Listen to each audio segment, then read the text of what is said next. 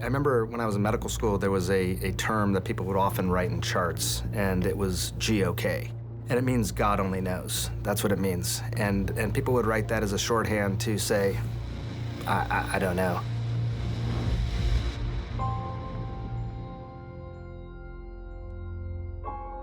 Madison was like any other 6-year-old, very sweet young lady, and just a great personality. She's always been very outgoing, very talkative, way more mature than she ever should have been for her age. She was just like a teacher's dream. She was responsible, she was respectful, she could follow directions. She was eager to learn.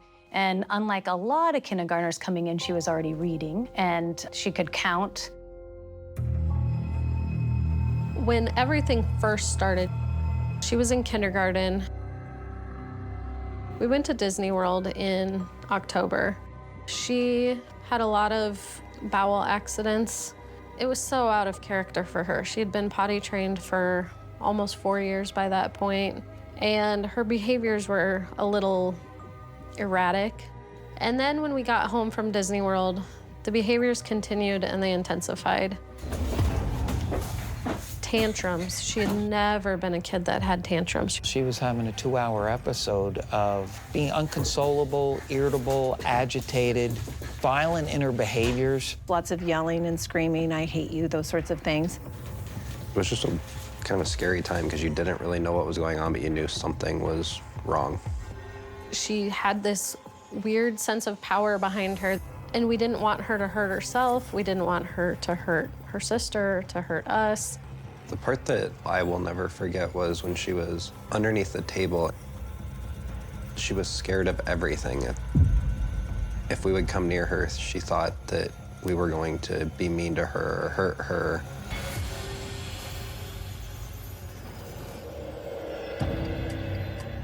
From then on, I started communicating with her teacher because I thought, if we're seeing these things at home, surely this is happening in school.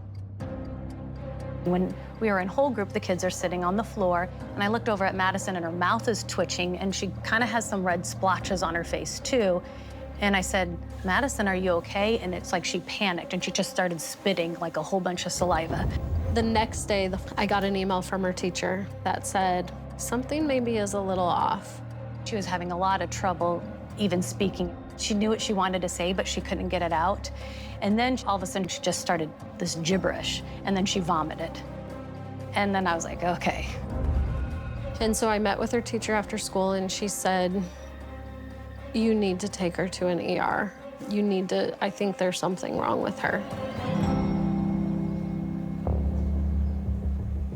We saw a doctor, and the doctor checked her over, and she said, there's nothing physically wrong with her. I think you need to be seeing a psychiatrist or a psychologist. She's probably schizophrenic. Schizophrenic? How do you diagnose schizophrenia in a child? Like, it just didn't make sense. It's like there was too many pieces of the puzzle that we still hadn't figured out to just go with such a meaningful diagnosis that was gonna affect the rest of her life. Things got worse and worse at home. She was confused a lot of the time. We were at a point we were struggling just to survive and get her to bed at night and get some sleep and move on to the next day where we started it all over again. I started reaching out to behavioral therapists. Maybe they can tackle, are we doing something wrong as parents? Is there something more going on medically? What is this? We were spending hours on the internet doing reading and research, and it just was almost a helpless feeling of, what do we do? How do we go about this? Because the behaviors had changed so much and had gotten so unreal and unbelievable, I started videotaping her. Hey, you're gonna hurt yourself. You're gonna hurt yourself. Can you relax a little? I don't want you to hurt yourself. Right now, this has gone on ever since she got up this morning. Hey. Hey, you wanna come down with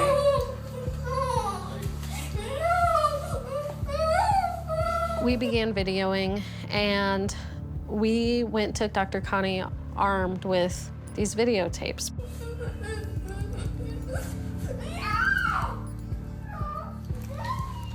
Because I thought, this lady's never met her before. She has no idea what she's normally like, what she used to be like. When I walked up to her in the lobby and extended my hand to shake her hand, she looked at me like she had no idea what was happening. Could go lay down? Yes, no? What's the matter?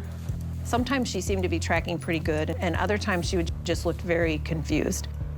At the end of the appointment with Dr. Connie, she said, okay, this is not a behavioral health issue. There's something else wrong. And I said, I can't tell you what's wrong with her, but I'm very confident that there's something medically wrong with her. I said, okay, like take your breath away type of moment. How serious are we talking? Do we need to be going straight to the hospital? I know Maddie very well, just been taking care of her for so long. When you'd look in her eyes, there was an absence there. We pleaded with him, help us figure this out. What's wrong with her?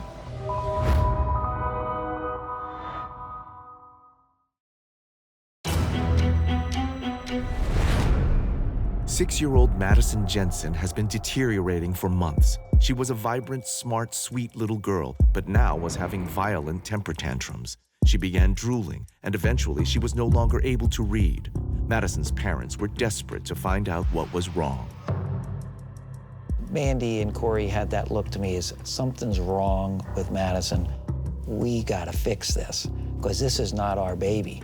And knowing Madison and taking care of her since birth, I said, you're absolutely right, and we gotta put her in the hospital.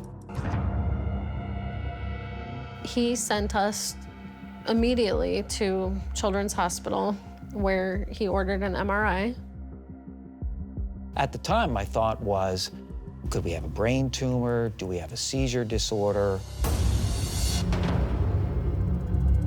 So they immediately got her admitted and took her down for an MRI. I sat in the MRI room with her and just waited and thought, this is the day our lives are gonna change. I was very worried for Madison. I was worried that we weren't going to see her come back to her normal self.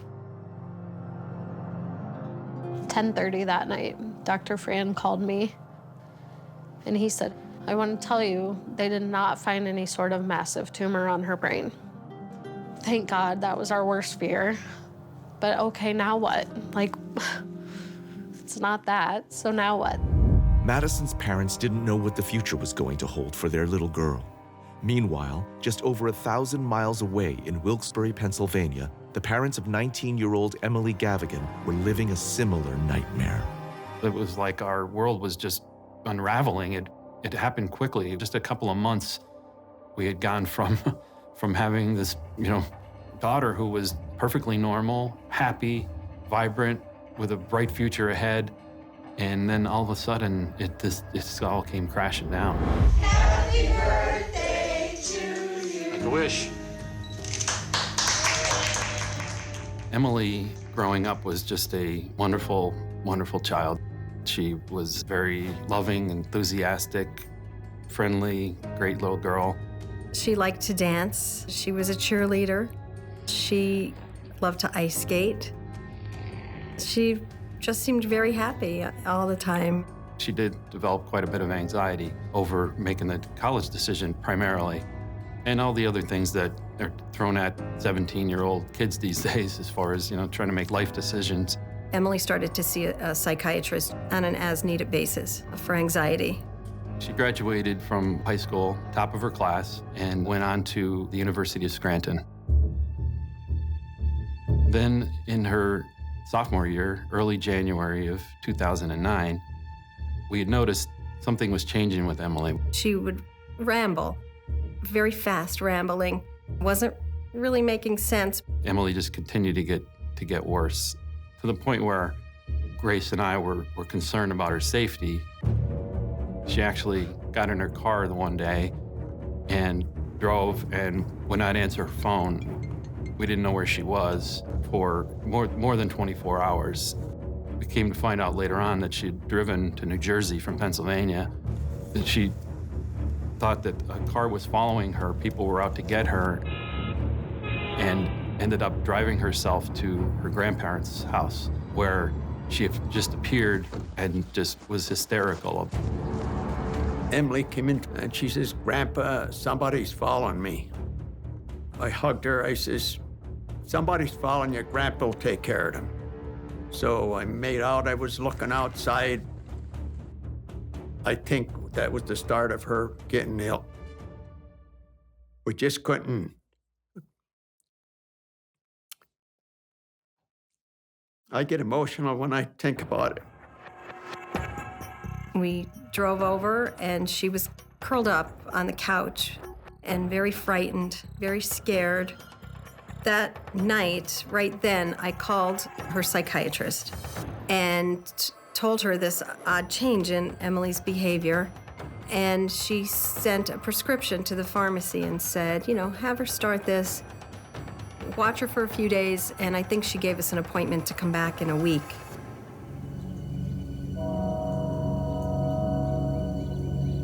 The next morning, we did have tickets to go see a show, and we decided, you know, Emily seemed fine in that she wasn't frightened. Her behavior had calmed down quite a bit, so we thought, let's just go about our business. Sounded like a good idea until we were on our way. We were about 20 or 30 minutes into the trip, and Emily turned around and said, "Dad, this blue car, it's following us," and it started again. And, you know, they're just behind us. It's going the same direction. It's, you know, it's not after us. And we knew we had to turn around. We started to see that something was terribly going wrong with her. On our way home, I called the psychiatrist. It was a Saturday morning, and I called her from the car. She opened the office and met us there. And after speaking to Emily for a few minutes, she said, "I recommend you take her to the emergency room for an evaluation and possible hospitalization." We went to the emergency room of the local hospital, where she was evaluated and ultimately admitted to a local mental health facility. Emily was 19 years old, so she was an adult. My wife and I didn't realize that when we turned her over to the mental health facility, we were no longer part of her care. We were pretty much blocked out of seeing her for 72 hours. You want a diagnosis, you want a name, you want to know what is going on with your child. When we first showed up at the hospital, Emily was like a different person. We didn't know who she was.